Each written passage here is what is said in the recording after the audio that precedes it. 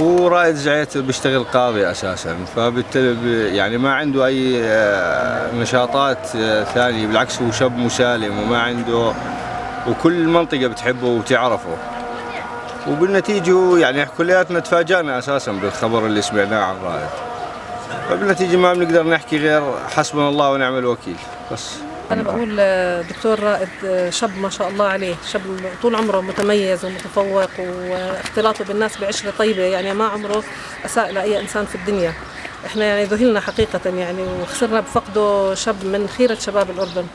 ربنا عز وجل يتولاه برحمته. هذا اللي إحنا بنقدر نقوله، عمره ما له أي مشكلة كان لا بالسابق ولا باللاحق، يعني شاب خسارة، لكن مش خسارة باللي خلقه رب العالمين، إن شاء الله يرحمه رحمة واسعة. شكرا لك.